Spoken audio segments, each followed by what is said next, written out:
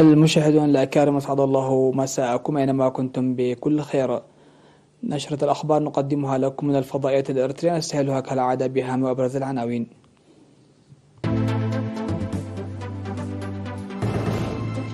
إحياء اليوم العالمي ضد ختان الإناث.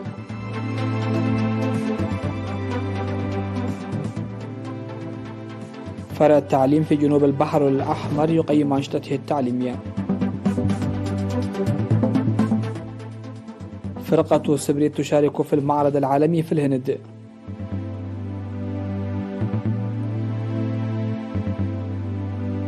أردوغان يعلن الحداد في تركيا وعدد القتلى يتجاوز 5000.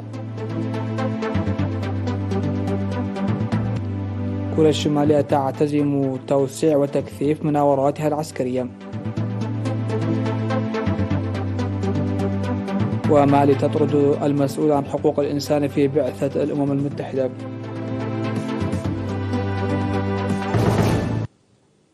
أهلا بكم إلى تفاصيل النشرة. أحيت البلاد اليوم 7 من فبراير اليوم العالمي لمكافحة ختان الإناث تحت شعار العمل سويا لاستئصال ختان الإناث. وقال المدير العام لقسم الخدمات الاجتماعية في الإقليم الأوسط العقيد جبرهانس ولد قرقيس في المناسبة التي جرت في أسمرة، قال إنه يجب تعزيز جهود جميع المواطنين لاستئصال هذه العادة الضارة المتجذرة.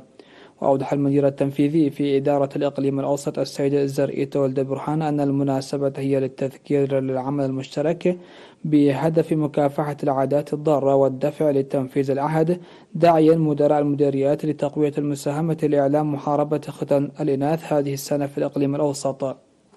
شهدت المناسبة فعاليات ثقافية وفنية ومحاضرات صحية.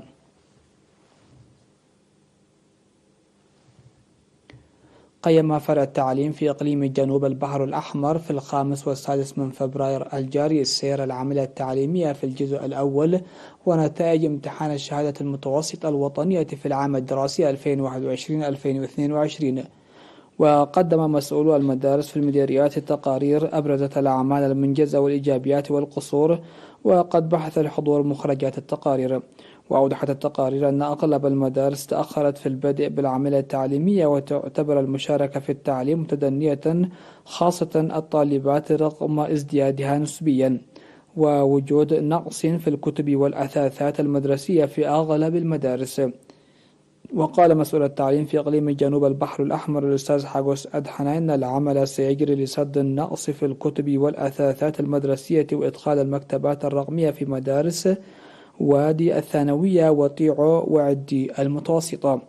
من جانبها أوضح حاكم إقليم جنوب البحر الأحمر السفير محمد سعيد منتاي أن إدارة الإقليم ستتعاون باهتمام لحل نواقص العملية والتعليمية وصيانة المدارس.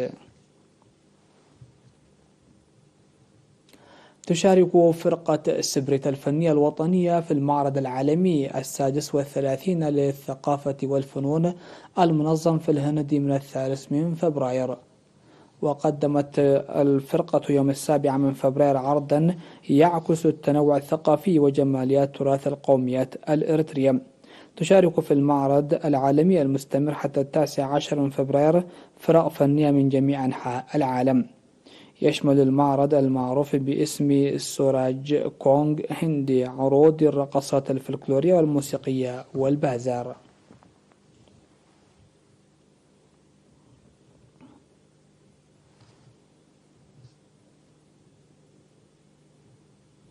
أفادت المزارعات في ضاحية دماس في مدينة جندة أقليم شمال البحر الأحمر العمل لتطوير أنشطتهن الزراعية المروية كما ونوعا.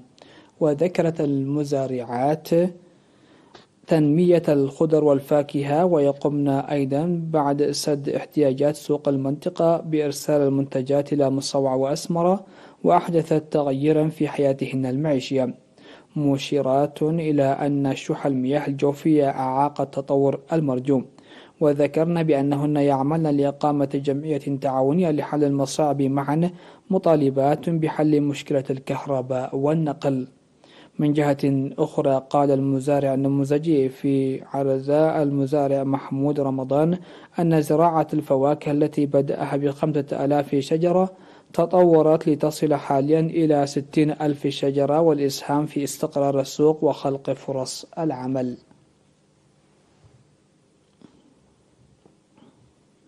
عقد الإريتريون المقيمون في الدول الإسكندنافية اجتماعات بحثت تقوية التأطير والتنظيم. وأوضح مسؤول الإدارة والشؤون القنصلية في سفارة إريتريا في الدول الإسكندنافية السيد سياس جبراي في الاجتماعات التي عقدت من شهر يوليو وحتى شهر ديسمبر الماضي في مدن السويد والدنمارك، أوضح العمل الجماهيري في الخارج وحقوق وواجبات المواطنين، عرف برامج السفارة الفرنسية الإدارية والقنصلية ومهامها، موضحا أهمية التأطير والتنظيم والخدمات المقدمة والقوانين الإريترية الأساسية وتوعية الشباب وحماية التراث والهوية وتحديات الغربة. وطالب المجتمعون لجعل مثل هذه اللقاءات منتظمة سنويا لأهميتها ودورها في ترسيخ الوعي. هذا وستعقد لقاءات مماثلة هذه السنة في النرويج وفنلندا.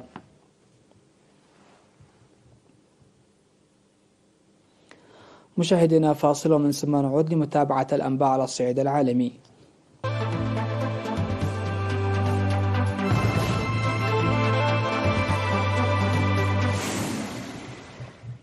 أهلا بكم على الصعيد العالمي. أعلن الرئيس التركي رجب طيب أردوغان الانحداد الوطني في تركيا على خلفية الزلزال الذي ضرب البلاد وراح ضحيته آلاف القتلى والجرحى.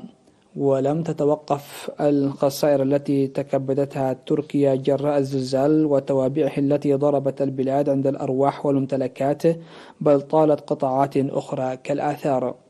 فقد استيقظت تركيا على وقع زلزال مدمر جنوب البلاد بلغت قوته 7.7 درجات على مقياس ريختر، أعقبته عشرات الهزات الارتدادية. وتخطى مجمل عدد الضحايا الذين سقطوا جراء الزلزال في تركيا وسوريا 5,000 قتيل و24,000 جريح. وحذر الدفاع المدني التابع من أن مئات العائلات ما زالت تحت الأنقاض. وفي تركيا وحدها بلغ عدد قتلى الزلزال أكثر من 3,703 شخصا، والجرحى أكثر من 22,000 وفقا لأحدث إحصاءات أعلنته إدارة الكوارث والطوارئ. من جهة أخرى، نقلت وكالة سانا التابعة للنظام السوري عن وزارة الصحة أن عدد ضحايا الزلزال ارتفع إلى أكثر من 1600 قتيلا وأكثر من 1449 مصابا في محافظات حلب واللاذقية وحماه والريف إدلب وطرطوس في حصيلة غير نهائية.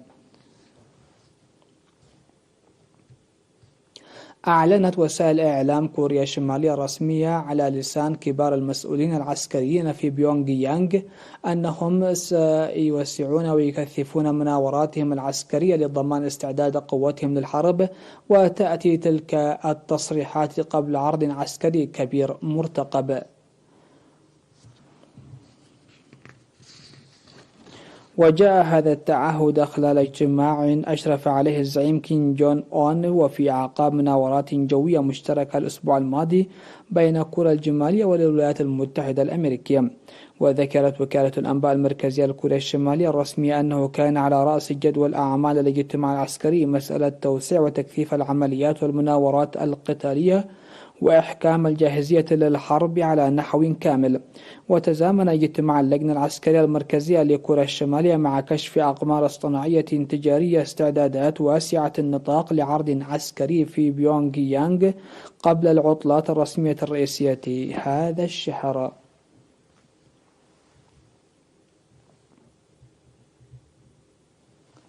قالت الحكومة المؤقتة في مالي إنها أمهلت رئيس قسم حقوق الإنسان في بعثة حفظ السلام التابعة للأمم المتحدة مينوسما 48 ساعة لمغادرة البلاد بعد إعلانها أنه شخص غير مرغوب فيه.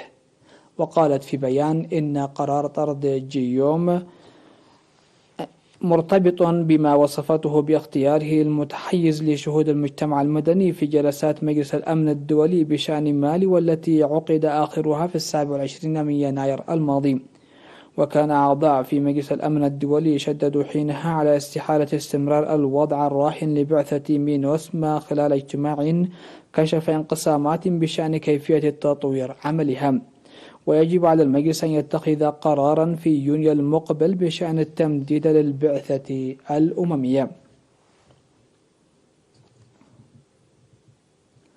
الخبر الأخير في هذه النشرة: تشهد فرنسا يوما جديدا من التعبئة الواسعة مع إضرابات وتظاهرات احتجاجا على مشروع تعديل نظام التقاعد بدفع من الرئيس الفرنسي إيمانويل ماكرون، الذي يناقش في الجمعية الوطنية خلال الأسبوع الحالي.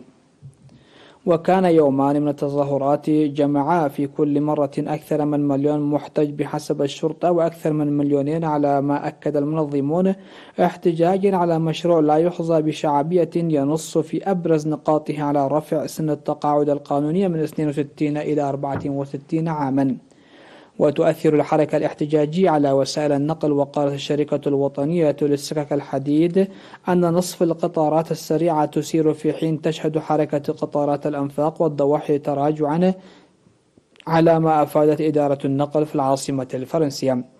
واختارت الحكومة الفرنسية تمديد سنوات العمل لمعالجة التراجع المالي في صناديق التقاعد وتشيخ السكان، وتدافع عن مشروعها، معتبرة أنه يحدث تقدما اجتماعيا من خلال تحسين معاشات التقاعد المتدنية.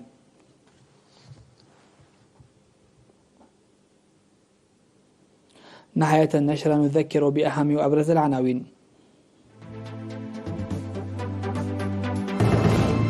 إحياء اليوم العالمي ضد ختان الإناث.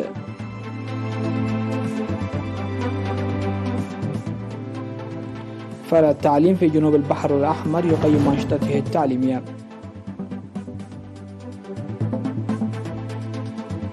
فرقة سبري تشارك في المعرض العالمي في الهند.